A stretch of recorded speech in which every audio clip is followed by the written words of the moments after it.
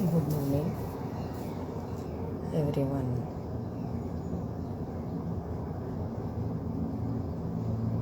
मैं डॉक्टर सुशीला योगाचार्य चूरू से आज एक योग का टॉपिक लिया जो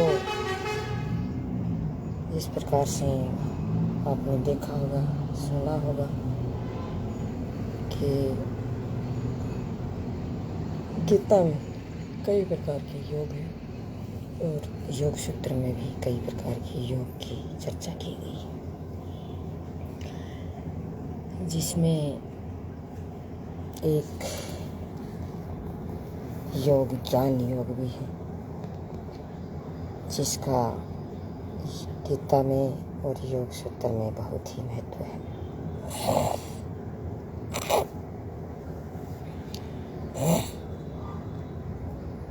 ज्ञान शब्द ज्ञा धातु और लुट प्रत्यय लगने से ज्ञान शब्द की उत्पत्ति हुई थी। ज्ञा धातु है इसमें और लुट प्रत्यय इसमें लगा है, जिससे ज्ञान शब्द की उत्पत्ति हुई है।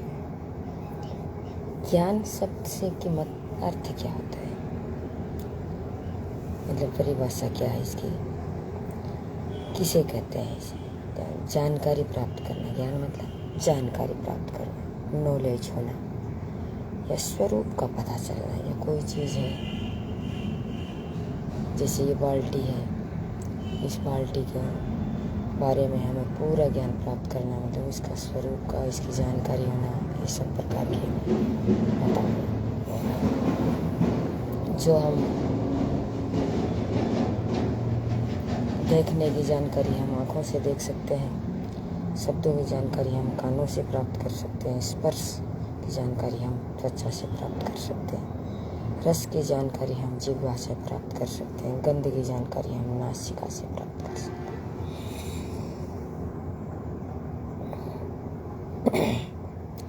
मतलब ज्ञान कहलाने का मतलब यही है कि जिसके माध्यम से हमें जिस चीज़ की जानकारी होती है वो ज्ञान होता है। तो ज्ञान प्राप्त होना ही, जानकारी प्राप्त होना ही हमें ज्ञान कहा जाता है।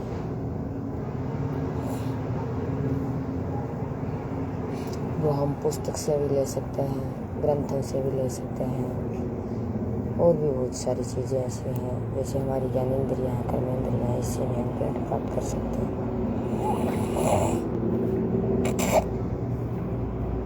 योग क्या है?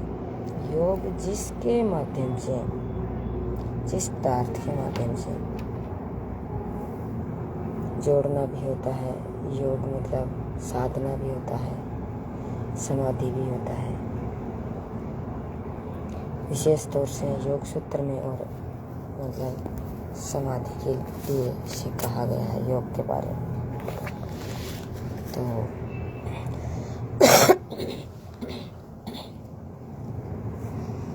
यथार्थ ज्ञान होता है जिसे हम योग करते हैं।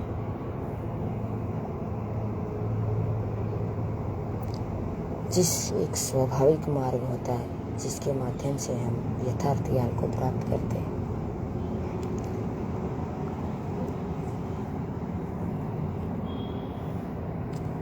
उसका वैसे देखें तो जुड़ाव, मिलन से, संपर्क से जिस चीज़ की हमें प्राप्ति होती है वो ज्ञान है, ज्ञान योग है। सत्य असत्य, सही गलत की या दिन रात की में फर्क महसूस करना ज्ञान योग है। तो इस ज्ञान योग को 2 डिवीजन में विभाजित किया है। एक तो बाह्य साधन होते हैं इसके, एक इसके आंतरिक साधन होते हैं। तो ज्ञान में इसके मुख्य रूप से 8 अंग कहे जाते हैं। बाह्य साधन जिसे हम विवेक कहते हैं, वैराग्य कहते हैं, और षट संपत्ति कहते हैं, मुमुक्षुत्व कहते हैं। मुमुक्षुत्व मतलब ज्ञान प्राप्त करने की इच्छा। और ये 4 बाह्य साधन कहे गए। आंतरिक साधनों में जैसे श्रवण है, श्रवण, मनन, निधिध्यासनम और साक्षात्कार। तो अब हम थोड़ी थोड़ी इसकी डिटेल से व्याख्या कर लेते हैं। जैसे बाह्य साधन है, विवेक है। विवेक क्या है? तो कहते हैं ना, कोई व्यक्ति जब भी कभी को किसी के बारे में मतलब जब वो गलत बात करता है, इस करता है, वो इस प्रकार के कहते हैं विवेक नहीं है। विवेक मतलब सही और गलत का सही रूप से ज्ञान प्राप्त होना, वास्तविकता का यथार्थ ज्ञान प्राप्त होना विवेक होता है। बुद्धि पर परखा हुआ ज्ञान, विश्लेषण किया हुआ ज्ञान, जांची मतलब जांची परखी चीजें विवेक कहलाता है। आधा अधूरा ज्ञान नहीं, मतलब उसको जिस प्रकार से प्रयोगशाला में विज्ञान में प्रयोग करके उसको जांच करके उसको परख करके उसका पूर्ण रूप से उसे पता लगाया जाता है, उसे हम विवेक कहते हैं। ऐसे विवेकशील व्यक्ति है, जैसे एक गिलास है, वो पानी, उसमें आधा गिलास पानी है, तो अपनी अपनी अलग अलग प्रकार की अलग अलग व्यक्ति की सोच होती है। जैसे मतलब एक व्यक्ति तो उसे कहेगा कि आधा खाली है, और जो विवेकशील व्यक्ति है वो क्या कहता है आधा भरा हुआ है, तो उसमें अंतर महसूस करता है और उसे पता चल जाता है कि मतलब आधा भरा हुआ बता रहा है या आधा खाली बता रहा है। इसमें भी बहुत ज़्यादा अंतर होता है। तो इस प्रकार से हम विवेक के बारे में बता सकते हैं, परख सकते हैं, जांच सकते हैं। जांची परखी चीज़ है वो विवेक कहलाता है। विवेकशील व्यक्ति मतलब उसको जांच लिया है, परख लिया है, उसका व्यवहार कैसा है, छिछला है या अच्छा है या पॉजिटिव है, या फिर जो अंदर है वही बाहर है, या फिर ढोल-मोल प्रवृत्ति का है। इस प्रकार से विवेकशील व्यक्ति है। विवेक मतलब वही चीज़ होती है जिसे जांचा परखा होता है, पूरा संयम में रहता है वो। निर्णय लेने में विवेक रखता है, जांचा परखा होता है। जिस प्रकार से भगवान राम को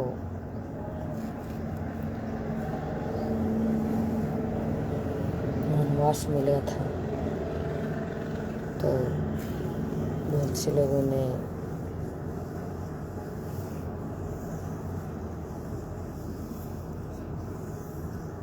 कहा, और भरत ने भी कहा, सब ने कहा कि भैया आपके बगैर राज्य कैसे चलेगा, आप अपने राज्य को संभालो। तो उन्होंने अपने विवेक से निर्णय लिया कि जब मुझे वन मिल चुका है तो इस राज्य का क्या औचित्य है फिर। अब जब हमें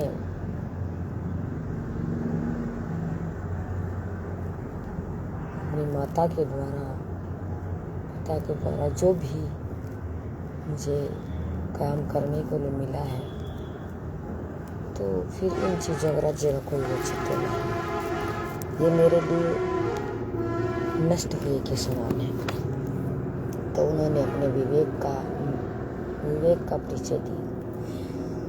वैराग्य क्या होता है कि किसी भी वस्तु के प्रति राग न होना, आसक्ति न होना, विरक्ति का भाव, राग का भाव छूट जाना, वैराग्य कहलाता है। राम को जब वनवास मिला तो उन्होंने अपने मुकुट, ताज सब हैं उन्होंने त्याग दिए। तो वो एक वैराग्य का द्योतक था।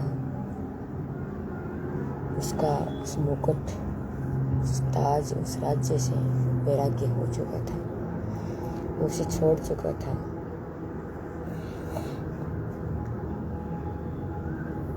और छाल और वन के जो वस्त्र हैं वो धारण कर लिए, पत्ते छाल है इस प्रकार से।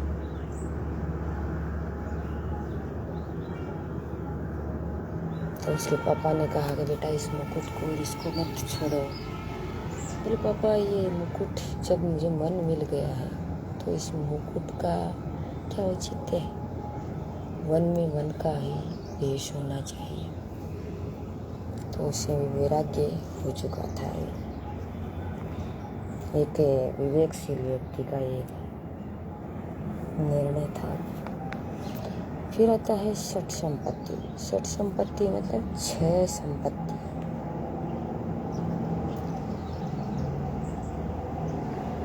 जिस 6 संपत्तियों से हम ज्ञान को प्राप्त कर सकते हैं।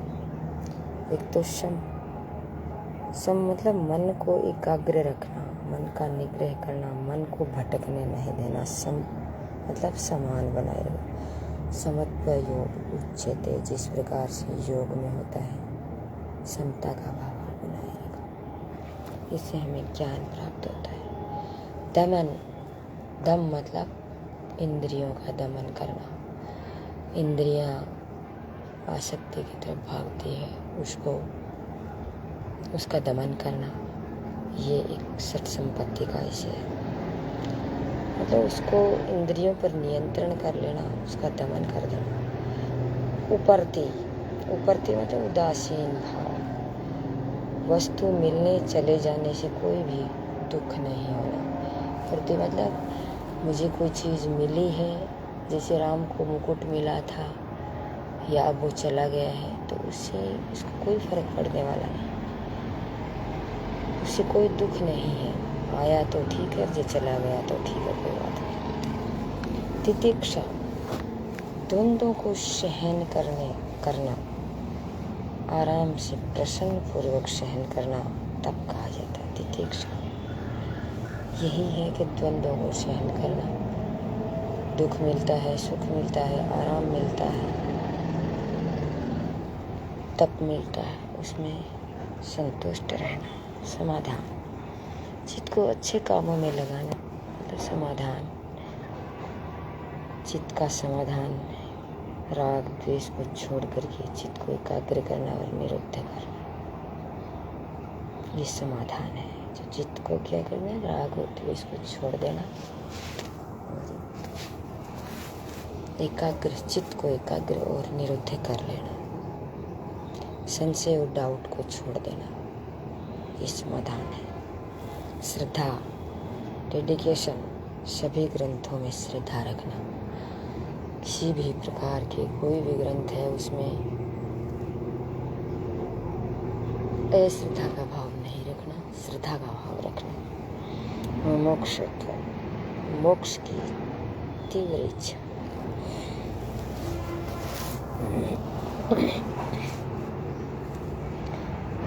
ये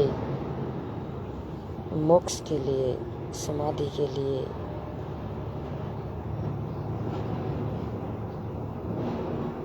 तीव्र इच्छा।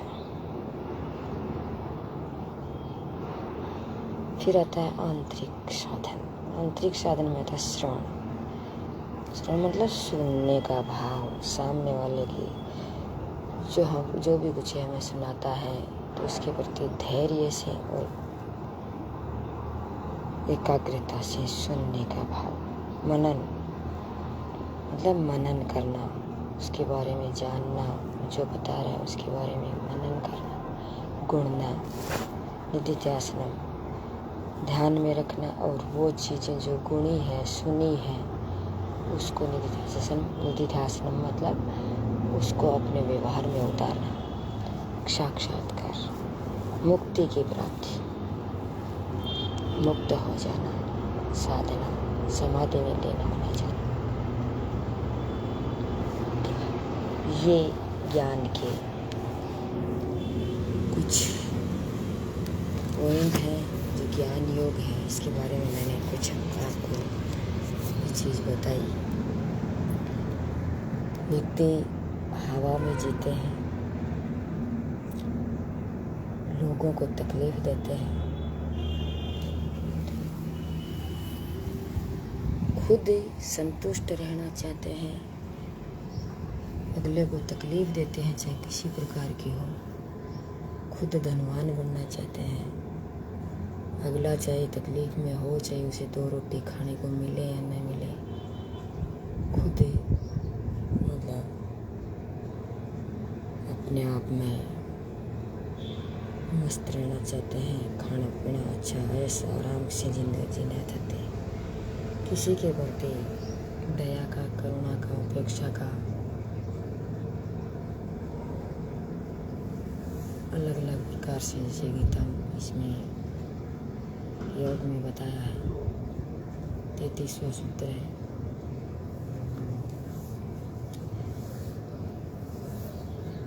तो उसकी कोई परवाह नहीं करते हैं, चाहे अगला रोए गिड़गिड़ाए चाहे तकलीफ में हो, उसे किसी चीज़ की कोई परवाह नहीं है। कुछ लोग तो ऐसे भी होते हैं जो मज़े लेते हैं उसके, जितनी तकलीफ होती है उतना उसको मज़ा आता है, लेकिन ये खुद धन्य बनना, अमीर बनना या दूसरे को तकलीफ देना कभी ये नहीं समझना चाहिए। ईश्वर ऊपर तरफ देखता है, कभी तुम्हें भी तकलीफ मिल सकती है, आज खुशी तो कल कभी दुख। दुख और सुख एक दूसरे के पहलू हैं, एक दूसरे के पहिए हैं, एक दूसरे पर आधारित है। आज दुख है तो कल सुख मिल जाएगा, कल सुख है तो आज दुख मिलेगा। कभी व्यक्ति को ये नहीं सोचना चाहिए कि मैं ही इस दुनिया में सब कुछ हूँ, ये वो तो क्या है, कुछ भी नहीं है। दुख सुख आते रहेंगे, जाते रहेंगे। इस ईश्वर के इस आसमान और धरती पर कभी भी किसी को गुमान नहीं होना चाहिए।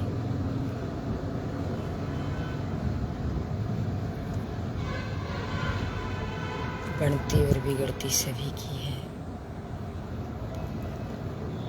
मेरे आज दुख है तो कभी सुख भी मिलेगा, ऐसी कोई बात नहीं है। मेरे दिन आज हैं वैसे ही रहेंगे।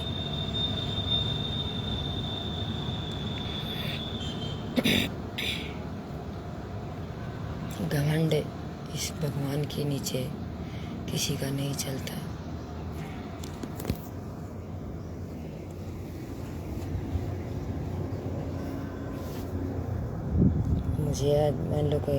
मुझे मानो या कोई फुटपाथ पर जैसे रहते हैं व्यक्ति, फुटपाथ पर रहते हैं,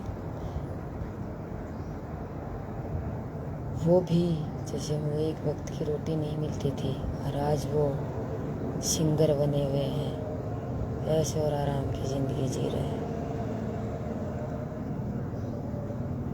बहुत से व्यक्तियों को देखा है जिसे लोग चिढ़ाते थे, तो कभी भी किसी को कोई तकलीफ नहीं देना चाहिए। कभी भी ये नहीं सोचना चाहिए कि मैं तो इतना हूँ, मैं ऐसा और आराम से रह रहा हूँ, इसके पास कुछ नहीं है। एक दिन आप जिसके जो गर्व कर रहा, गुमान कर रहा, उसके भी आ सकते हैं ऐसे दिन, कोई विशेष बात नहीं है। फिरत गिरत की छाया है।